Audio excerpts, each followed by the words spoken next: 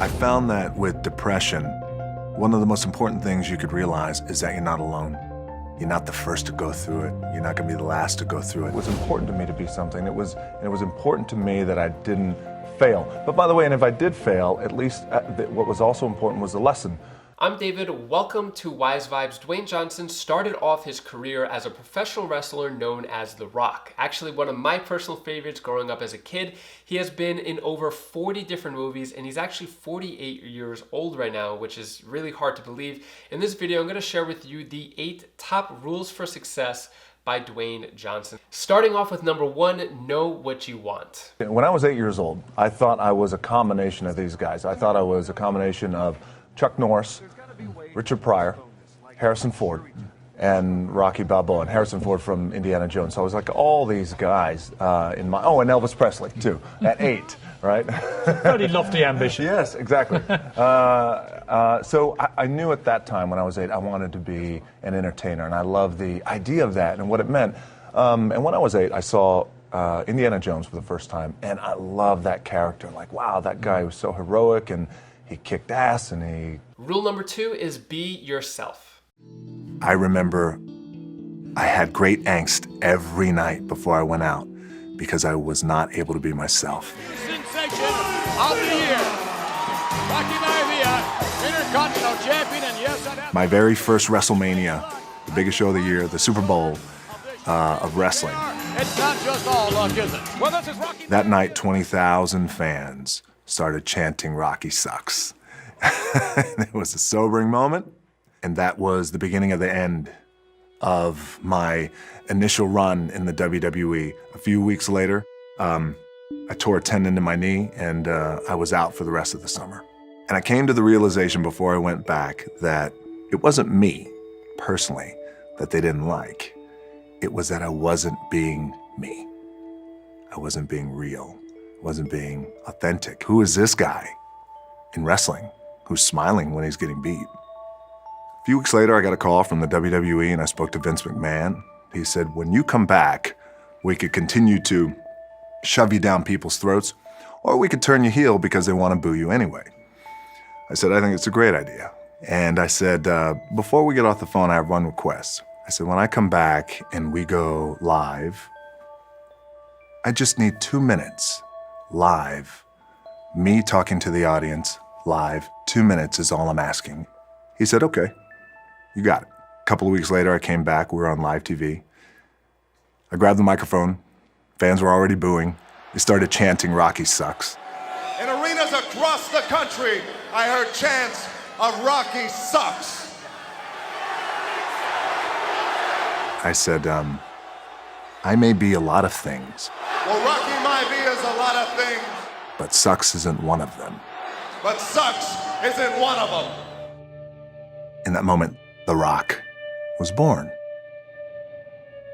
And about a month later, I was the hottest heel in the company. And things were on fire. And the greatest lesson about that is be you. Be yourself. Whether it's in entertainment, whether it's out in public, whether you're a celebrity or not, whatever. And the most powerful thing you can be is yourself. And if you're getting value out of the video so far, hit the like button down below and subscribe for more daily motivation. Number 3 is swing away. I wanted to be something, and it was important to me to be something. It was important to me that I didn't fail. But by the way, and if I did fail, at least what was also important was the lesson. And I didn't realize that until I got older, because you know, when you're in it, you're in the grind, you don't really recognize those things when you're younger, but I could recognize them now and the importance of them now. And just in terms of the drive and the determination, a lot of it was experience too. Get your ass kicked, you get back up, and you put the gloves back on and you swing away. Rule number 4 is see the potential in others. When I was 16 years old, that was the last time that I was arrested. And at that time, we were at an all-time low, I think, with our family. And at that time, we were living in Bethlehem, Pennsylvania. And I am already a pretty big boy, 6'4", 200 and maybe 20, 25 pounds. I had a very bad mustache. I had a chip on my shoulder. fresh into this high school in Bethlehem, Pennsylvania, Freedom High School. I wanted to use the bathroom, but I didn't want to use the regular boys' bathroom because the boys' bathroom smelled like smoke and all the other fun stuff that boys' bathrooms smell like. So I'd go into the teacher's lounge and a teacher comes in. His name is Jody Swick. Tough guy. He says, "Hey, you can't be in here." I kind of pause, look over my shoulder. Okay, I'll leave when I'm done. And I continue to wash my hands. I slowly dry my hands and I walk by him and I kind of just looked at him. I walked by, he looked at me, didn't say a word, but he was fuming. I went home that night and I felt bad. I just felt bad.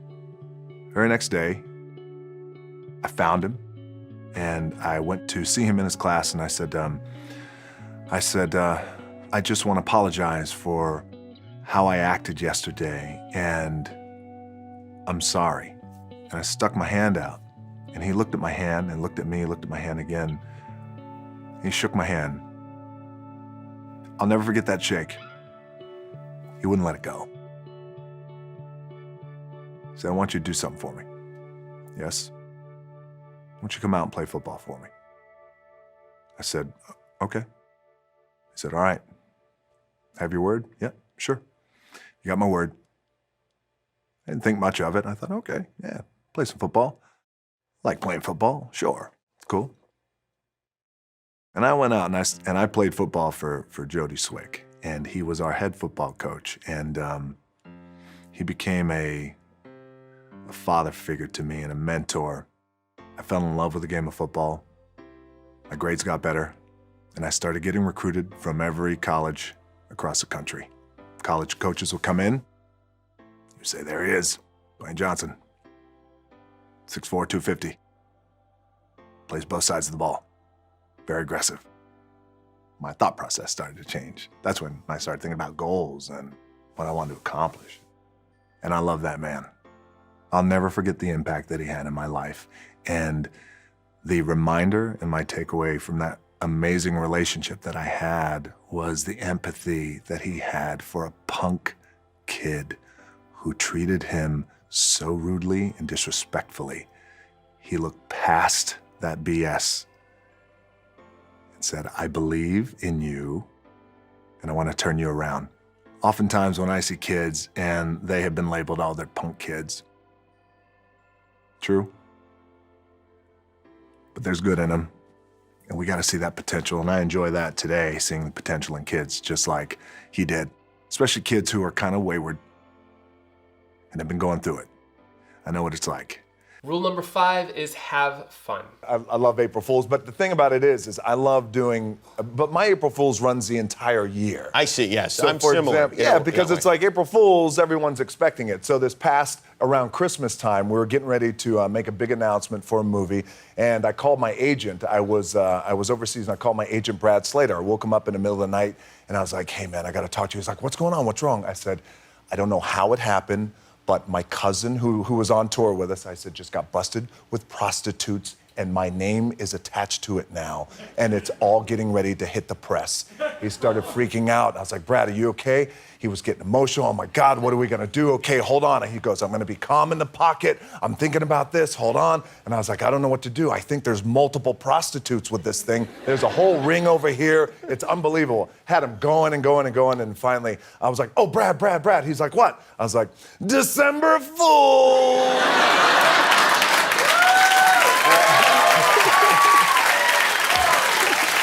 That's ridiculous. And it's ridiculous, and that's the thing. I'm like, "December Fool." You gotta say it like that. Rule number 6, find the right balance. That's a great question. So yes, I get up super early. Generally, I have this thing where I like beating the sun up, not just in terms of before the sun comes up, I have to get up.